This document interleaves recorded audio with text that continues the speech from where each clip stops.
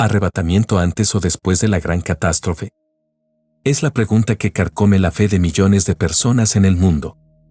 Tú, igual que yo, has escuchado las promesas de un rescate silencioso, una evacuación divina justo antes de que el infierno se desate en la tierra. Te han dicho que la iglesia será librada, que Dios no permitiría que sus hijos pasen por el peor sufrimiento de la historia. Esta es la promesa del pretribulacionismo, una esperanza tan cómoda que se volvió la visión dominante. Pero, ¿y si esa esperanza cómoda fuera también una preparación equivocada?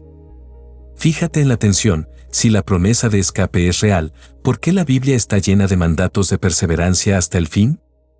¿Por qué los pasajes clave sobre la venida de Cristo y la resurrección ocurren en un contexto de juicio y catástrofe global? Algo no encaja en la narrativa popular.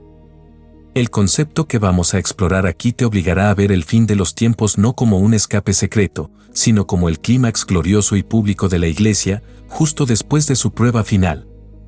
Es una visión incómoda, pero lógicamente inquebrantable si dejas que la evidencia hable por sí misma.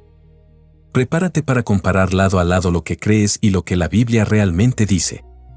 No estás solo en esta confusión. Es natural dudar cuando dos conceptos bíblicos parecen contradecirse. Pero la verdad es que una de las dos visiones debe ser la más fiel a la coherencia textual y al gran plan de Dios. Hoy vamos a diseccionar la pretribulación y la post-tribulación punto por punto. Recibirás un marco lógico y bíblico que te permitirá identificar el patrón de la venida de Cristo con una claridad que te transformará la perspectiva, no solo sobre el fin del mundo, sino sobre cómo debes vivir hoy.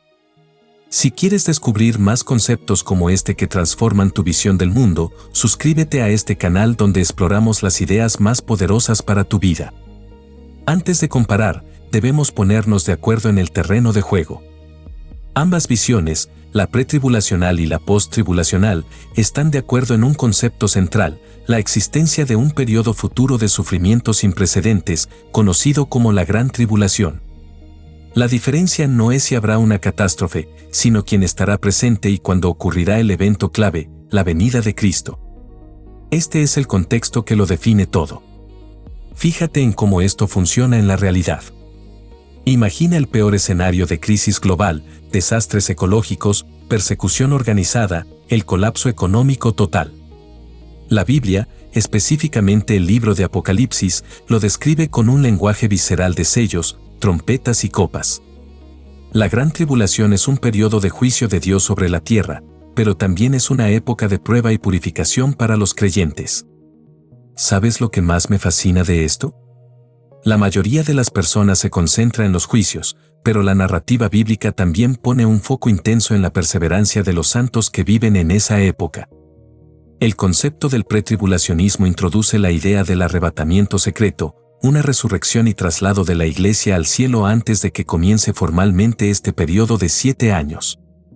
El principal argumento a favor se centra en la naturaleza de la Iglesia como no sujeta a la ira de Dios, un concepto que analizaremos en profundidad. La analogía que usan es la de un jefe de seguridad que retira a los empleados valiosos antes de que la bomba estalle en el edificio. Promete una evacuación total. La visión post-tribulacional sostiene que la Iglesia perseverará a través de la gran tribulación. El arrebatamiento, o rapto, de la Iglesia y la segunda venida de Cristo a la tierra son un solo evento masivo y público que ocurre al final de la gran tribulación. El concepto central aquí es la perseverancia y la identificación de la Iglesia con su Señor, quien también sufrió. Como dijo un estratega, la prueba del oro no es evitar el fuego, sino salir del más puro. Aquí viene lo realmente interesante. Los textos fundacionales de ambas visiones son a menudo los mismos. Por ejemplo, Mateo 24, el discurso del Monte de los Olivos, es crucial. El pretribulacionismo lo aplica primariamente a Israel, no a la Iglesia. El posttribulacionismo lo aplica a los discípulos de Cristo, que representan a su pueblo en todas las dispensaciones, incluyendo la Iglesia. Imagina esta escena por un momento. Jesús está hablando directamente a sus seguidores sobre cómo deben prepararse. Si la Iglesia iba a ser retirada 7 años antes, ¿por qué les daría instrucciones detalladas sobre cómo huir de Judea durante la mitad de la tribulación, o por qué les diría que el que perseverare hasta el fin, éste será salvo? Este mandato de perseverar es la primera bandera roja. La transición a la siguiente sección debe analizar exactamente dónde la narrativa del pretribulacionismo debe forzar la interpretación para que su escape encaje. La diferencia fundamental se reduce a una cuestión: ¿de qué exactamente está siendo librada la Iglesia? El pretribulacionismo utiliza como su argumento de autoridad la promesa de que la Iglesia no pasará por la ira de Dios. La evidencia bíblica es clara: Dios no ha puesto a la Iglesia para ira. Fíjate en cómo esto funciona en la realidad. Si la gran tribulación es la manifestación de la ira de Dios y la Iglesia no está destinada a la ira, la conclusión lógica, y muy cómoda, es que la Iglesia debe ser removida antes de que comience ese periodo. Sin embargo, aquí es donde la lógica de la coherencia nos exige hacer una distinción vital. Los estudios muestran que la gran tribulación no es monolítica. No todo lo que ocurre durante esos 7 años es la ira de Dios.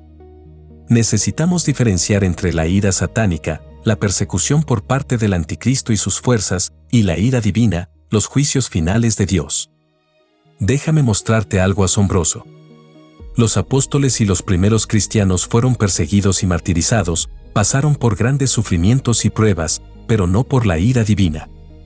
De hecho, Apocalipsis describe a los santos siendo asesinados durante el periodo de la tribulación. ¿Significa esto que Dios está enojado con ellos? Absolutamente no. Están pasando por la ira del dragón, la persecución satánica. Por otro lado, la ira divina, los juicios de las 7 copas, por ejemplo, son ataques directos a los impíos que persiguieron a los santos. La analogía de la vida cotidiana te ayuda a verlo con claridad. Un cristiano que es despedido injustamente por su fe está sufriendo persecución, no está experimentando la ira de Dios. La tribulación es, en gran medida, la intensificación de la persecución que la Iglesia ha experimentado desde el siglo I. El concepto post-tribulacional sostiene que la promesa de ser librado de la ira de Dios se refiere a la protección del creyente durante los juicios de ira y a la resurrección final, que es el escape total de la condenación, no a una evacuación geográfica. Un ejemplo histórico es la experiencia de los cristianos bajo Nerón o Diocleciano. Sufrieron tribulación intensa, pero el amor de Dios los sostuvo a través de ella. Yo también pensé eso al principio, que la palabra ira significaba el cese total de problemas, pero la coherencia bíblica nos enseña a distinguir entre los problemas que el mundo nos trae y la condenación que Dios trae sobre el mundo. La transición a la siguiente sección debe enfocarse en la prueba de fuego de los textos clave que definen el momento de la venida. Ahora llegamos al clímax intelectual de esta comparación, el momento en que las Escrituras hablan con una voz unificada sobre el tiempo de la venida.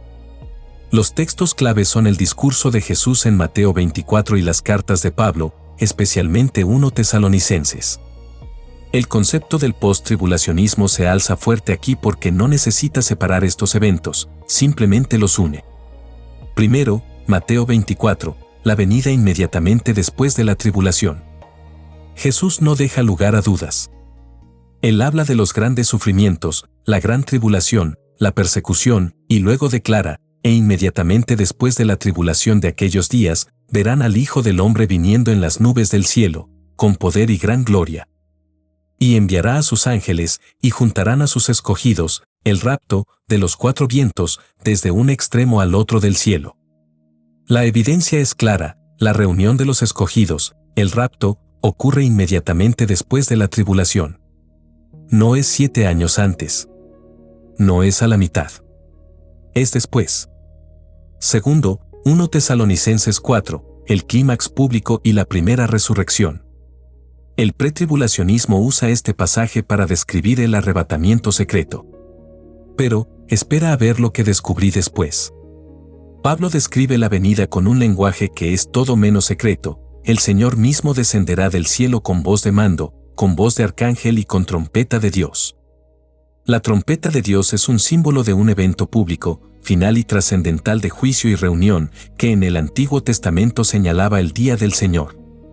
¿Cómo puede un evento con voz de mando, voz de arcángel y trompeta de Dios ser un rapto secreto?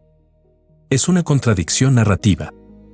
La analogía es la siguiente: el pretribulacionismo requiere 2 trompetas, una silenciosa y secreta para el rapto y una final y ruidosa para la segunda venida.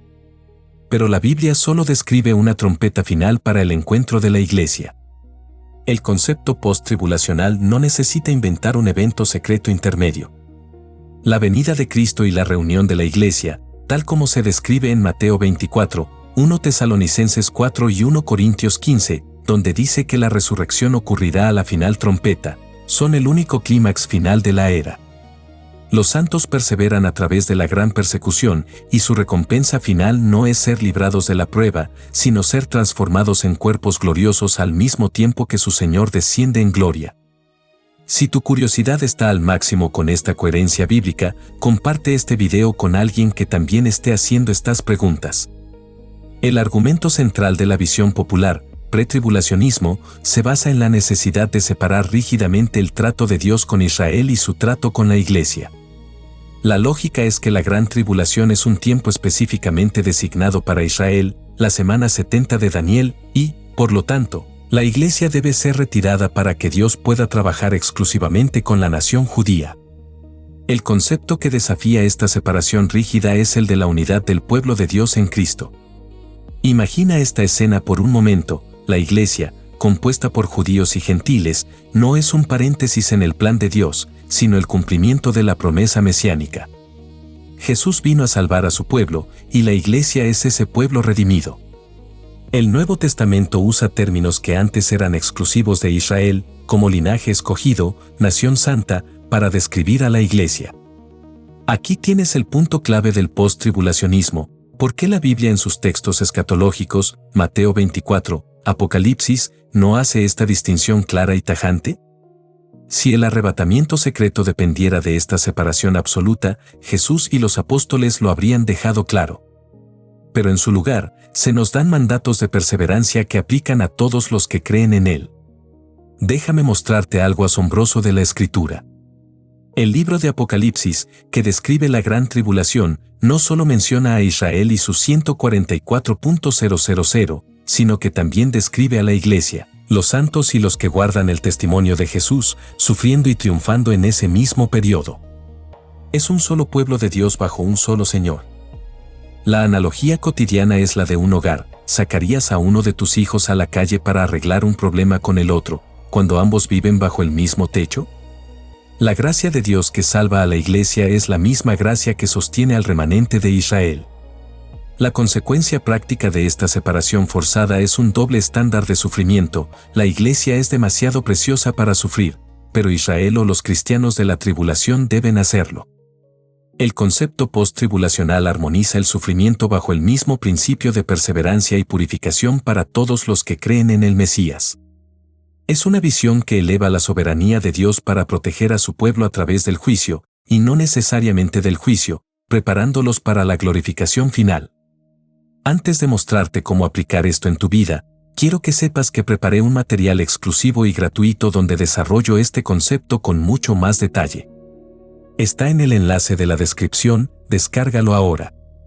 La transición a la siguiente sección debe centrarse en la recompensa final y la coherencia de la resurrección. Hemos comparado el pretribulacionismo y el post-tribulacionismo lado a lado, examinando sus argumentos centrales sobre la ira y la separación. Ahora, el concepto de la perseverancia se convierte en la pieza final que encaja en el rompecabezas. El post-tribulacionismo no es una visión pesimista que promete el sufrimiento.